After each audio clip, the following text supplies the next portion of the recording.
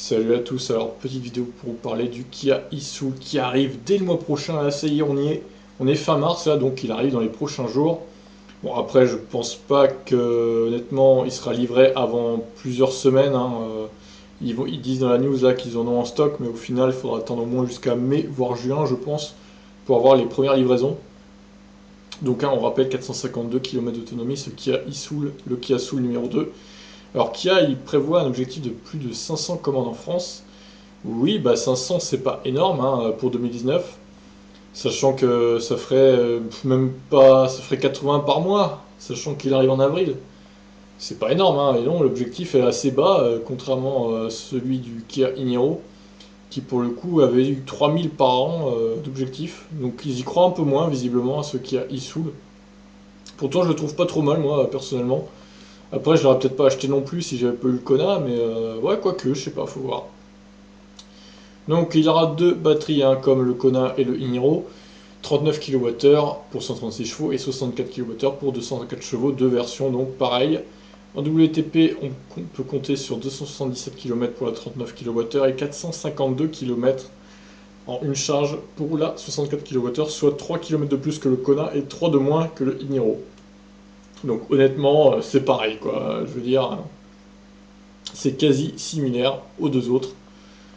Et la différence se fera peut-être sur autoroute du coup, où celui-ci consommera sûrement plus que le Kia e-Niro et le Hyundai Kona, vu son aéro un peu dégueulasse, on va pas se mentir, même si elle est plus travaillée quand même que le premier Kia Soul, qui lui était vraiment une boîte à chaussures, clairement.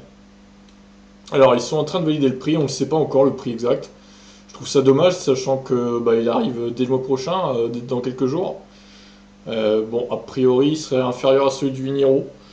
Ce qui est pas mal, à mon avis, il va se placer aussi en dessous du Kona, vraisemblablement. On verra bien. Donc il y aura trois finitions. Les équipements seront par contre différents. Même s'ils reposent sur la même technologie, on est sur deux philosophies différentes. Le Niro est plus incisif dans son comportement alors que le Kia e-Soul est plus paisible. D'accord, je sais pas trop ce qu'il veut dire par là, mais bon.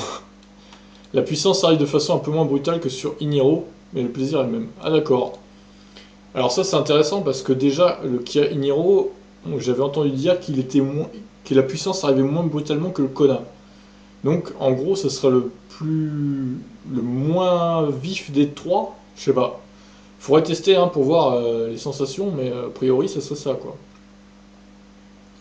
C'est assez étonnant. L'habitacle est gigantesque, le coffre a grandi pour offrir beaucoup plus de polyvalence. L'agencement intérieur a fait un bond en avant incroyable en termes d'ergonomie et de qualité perçue, c'est vraiment un véhicule plaisir qui sera possible de personnaliser. Alors moi j'aime beaucoup l'intérieur, je préfère largement cet intérieur-là à celui du Kia e-Niro que je trouve très, très traditionnel on va dire. Celui-là est vraiment beau quoi, clairement très travaillé je trouve, avec les espèces de trucs en carbone sur les côtés là, près des ouvertures de portes, et les machins bleus à l'intérieur, c'est pas mal, franchement c'est plutôt joli, hein. J'aime beaucoup. L'intérieur je le trouve plus réussi que le Kia e-Niro pour le coup. Après, c'est qu'un avis perso, hein. On le partage ou pas. Donc voilà, plus de 500 commandes prévues pour 2019. Je pense qu'ils vont les exploser, hein, parce que honnêtement, il est très réussi quand même, ce Kia Soul 2, Kia e-Soul.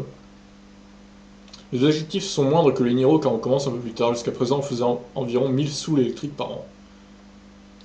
Ah bah oui, oui, je pense qu'ils seront clairement au-dessus de ça, hein. Si c'est un véhicule qu'on a dans nos stocks, on pourra le livrer en quelques semaines.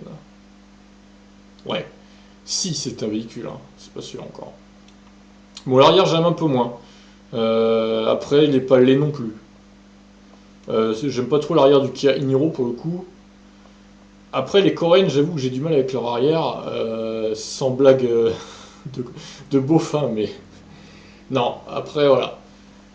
C'est une question de goût et de couleur, j'ai envie de dire. Même le Kona, l'arrière, j'ai un peu de mal. Je trouve l'avant très réussi, mais l'arrière, un peu moins. Après, voilà. Mais finalement, ce Kia e-Soul est pas trop moche à l'arrière. Après, c'est toujours pareil, hein, cet aéro très spécial, on va dire, qui fait que sur autoroute, à mon avis, il consommera beaucoup plus que les deux cousins, à savoir le Iniro et le Kona. Après, ça reste à tester, hein, rien n'est sûr non plus, mais a priori, ce sera ça, hein, d'après ce qu'on voit. niveau look. Alors, il y en a qui le trouvent vilain. Il y a juste l'arrière qui a été dessiné et validé après apéro. Voilà, c'est un peu exagéré, mais bon, c'est vrai que l'arrière des Kia et des Hyundai, c'est pas ça. Peut-être qu'il faudrait qu'ils retravaillent ça chez les Coréens. Mais bon, hein, sinon, ça reste de bons véhicules, il n'y a pas à dire, hein, franchement. Donc voilà, à vous de me dire ce que vous en pensez. Est-ce que vous allez vous laisser tenter, sachant qu'on n'a pas encore le prix officiel. A priori, ce sera moins cher que le Iniro et que du coup, je pense que le Kona, ou alors dans le même prix que le Kona. Après voilà, moi je sais que j'ai mon Kona, je le garderai très longtemps. Mais je trouve pas dégueulasse ce Kia e-Soul. Autant le premier, j'aimais pas du tout. Alors celui-là, il est un peu plus travaillé niveau aéro. Vous voyez, sur les côtés et tout, je trouve un peu mieux. Et même les phares avant, je trouve ça beaucoup plus moderne, on va dire.